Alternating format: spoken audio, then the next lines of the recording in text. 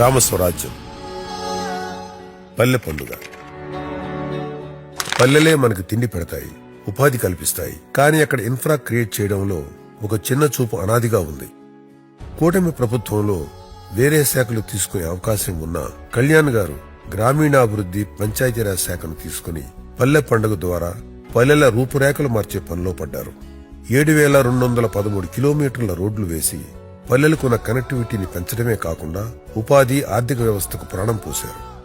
పల్లె పండుగ 2.0 ద్వారా మరో 8,571 కిలోమీటర్ల రోడ్లు, ఇతర మౌలిక సదుపాయాలు కల్పించే పనిలో పడ్డారు మన జనసేనాని. గ్రామీణ నీటి సరఫరా. 3వ ప్రపంచ యుద్ధం జరిగితే అది నీటి కోసమే అని ప్రపంచ మేధావులు చెప్తుంటారు. అలాంటి నీటి విలువ, నీరు సరిగ్గా అందని గ్రామీణ ప్రజలకే తెలుస్తుంది. విస్తృత పర్యటనల్లో గ్రామాల దాహార్తిని గుర్తించిన పవన్ కళ్యాణ్ గారు అస్తవ్యస్తంగా ఉన్న RWS శాఖని సరిచేసి ఉన్న నిధుల్ని సక్రమంగా వాడి గత ప్రభుత్వం నిర్లక్ష్యం వల్ల ఆగిపోయిన 13,000 కోట్ల జల్ జీవన్ మిషన్ కేంద్ర నిధులను తీసుకొచ్చి గ్రామీణ నీటి సరఫరాని గాడిలో పెట్టారు. అంతేకాక 7,910 కోట్లతో 68 లక్షల కుటుంబాలకు నీళ్లు ఇచ్చే అమరజీవి జలధార ప్రాజెక్ట్ ని నిడదవోల్లో పవన్ కళ్యాణ్ గారు ప్రారంభించారు. ఆంధ్రుల అస్తిత్వాన్ని కాపాడిన శ్రీ పొట్టి శ్రీరాములు గారికి సరైన నివాళి ఈ త్రాగునీటి ప్రాజెక్టు.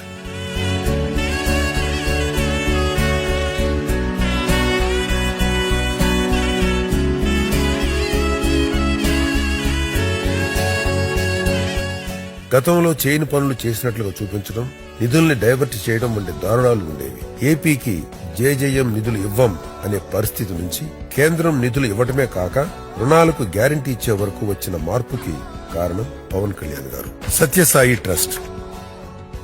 ఈ సత్యసాయి ట్రస్ట్ కరువు జిల్లాల ప్రజల దాహార్తిని తీర్చే సంస్థ. అలాంటి సంస్థను నిర్వహిస్తున్న ప్రభుత్వ మరియు ఇతర ఉద్యోగులకు జీతాలు ఇవ్వకపోవడం దారుణమే కాకుండా పాపం కూడా.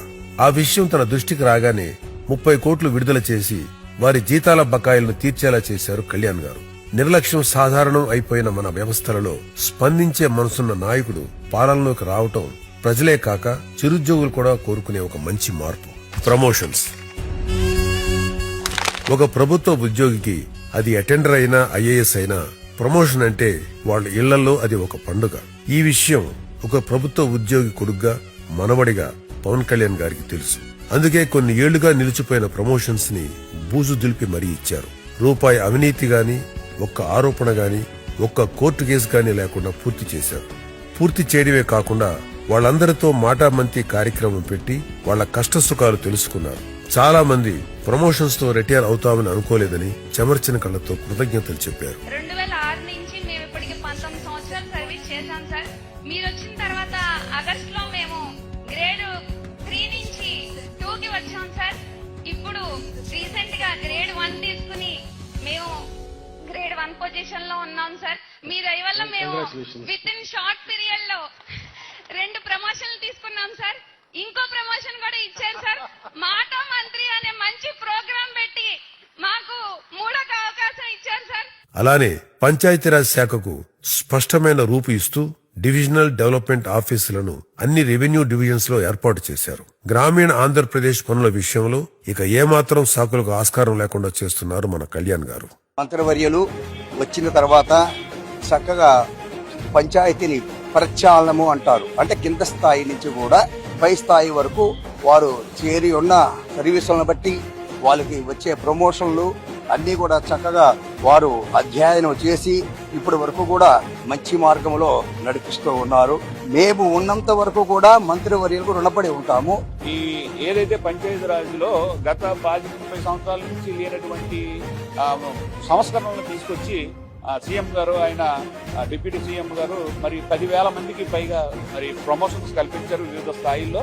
నిజంగా హ్యాట్స్ అప్ మరి పవన్ కళ్యాణ్ గారు. మా ఫీల్డ్ లెవెల్లో ఉన్న సమస్యలు డైరెక్ట్ గా డిప్యూటీ సీఎం గారు డైరెక్ట్ గా కూర్చొని అడగడం అనేది చాలా గొప్ప విషయం. ఇప్పటి వరకు ఇలాంటిది ఎప్పుడు జరగలేదు.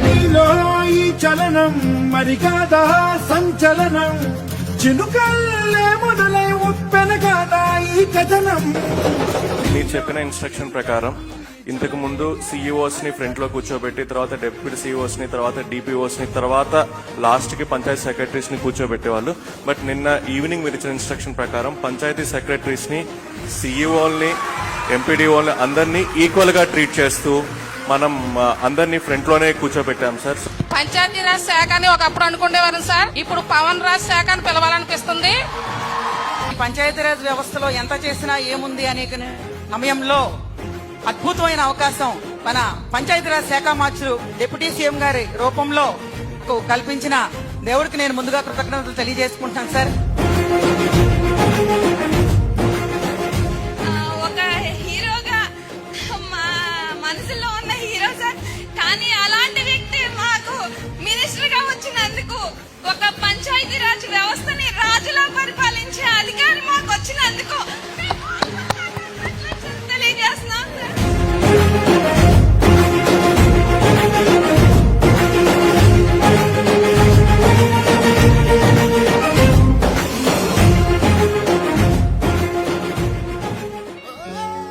పిఎం స్వామిత్వ. ఎవడన్నా సరే రేపు పొద్దునొచ్చి ఏ పులివెందల నుంచో జగన్ మనిషి వచ్చి ఇక్కడ వచ్చి ఈ స్థలం నాది అని కోర్టుకి మనకి సబ్ రిజిస్ట్రార్ ఆఫీస్ లో పెట్టుకుంటే మీరు అది మీకు తెలియాలి. అది మీకు తెలియకపోతే, మీరు క్లెయిమ్ చేయకపోతే మీకు ఎప్పటికీ రాదు. అది వెళ్ళిపోయింది, మనకి ఓనర్షిప్ ట్రాన్స్ఫర్ అయిపోయింది. ఇది మన తాతగారులు ఇచ్చింది, మన పిత్రార్జితం, మన కష్టార్జితం కావచ్చు. ఇవన్నీ తీసేస్తున్నాడు జగన్. అంబేద్కర్ గారు ఒకటే చెప్తారు, నువ్వు ఎన్ని గొప్ప చట్టాలైనా చెయ్యి, ఎన్ని ఉన్నతమైన ప్రతిపాదనలు చట్టాలు చెయ్యి, పాలించేవాడి బుద్ధి వక్రంగా ఉంటే మనం ఏం చేయలేము. భారతదేశంలో కుటుంబం తర్వాత మనిషి దేనికోసమైనా ప్రాణం పోయేలా పోరాడతాడు అంటే అది తన భూమి కోసం. ఆ భూమి హక్కుని ప్రజలకు భద్రంగా ఇవ్వటం ప్రభుత్వం బాధ్యత. అందుకోసం కేంద్రం తెచ్చిన పథకమే ఈ పిఎం స్వామిత్వ. గ్రామీణ భారతదేశంలో నివసించే ప్రజలందరికీ తమ ఆస్తిపై స్పష్టమైన హక్కును కలిగి ఉండేలా చేయడమే ప్రధాన లక్ష్యం. ఆంధ్రప్రదేశ్ లో పంచాయతీరాజ్ శాఖ ఆధ్వర్యంలో ఈ పథకం పనులు జరుగుతున్నాయి. ఇప్పటికే డ్రోన్స్ తో సర్వే పూర్తయింది. 1 కోటి ప్రాపర్టీ కార్డ్స్ ఇచ్చే పనులు జరుగుతున్నాయి. దీనివల్ల గ్రామాల్లో ఆస్తి తగాదాలు తగ్గుతాయి, భూముల లావాదేవీలలో పారదర్శకత పెరుగుతుంది.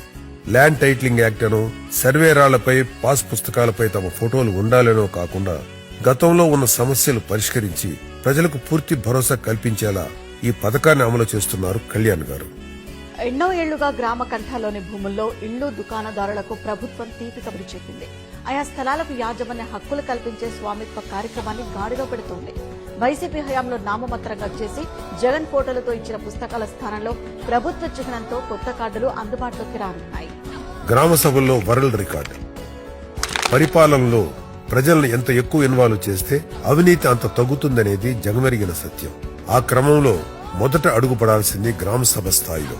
పథకాలు అర్హులకి రావాలన్నా, అనర్హులకి రాకూడదన్నా ప్రతి దానికి గ్రామ సభ విజయవంతం అవటమే ముఖ్యం. అందుకే పవన్ కళ్యాణ్ గారు బాధ్యత తీసుకుని 13,326 గ్రామ సభలు ఒకేసారి నిర్వహించి ప్రపంచ రికార్డు సాధించారు. గ్రామ సభలు సక్రమంగా నిర్వహించడాన్ని ప్రోత్సహిస్తూ మన్రేగా వంటి కేంద్ర ప్రభుత్వ స్కీమ్స్ లో అవినీతిని నిర్మూలిస్తున్నారు మన జనసేనాని. విధానాలు, పనులు పైనుంచి కింద కాకుండా, పనులు టాప్ డౌన్ అప్రోచ్ లో కాకుండా గ్రాస్ రూట్ టు టాప్ వెళ్లేలా అధికారం మొదలైంది. ఇది ఒక నిరంతర సుదీర్ఘ ప్రయాణం.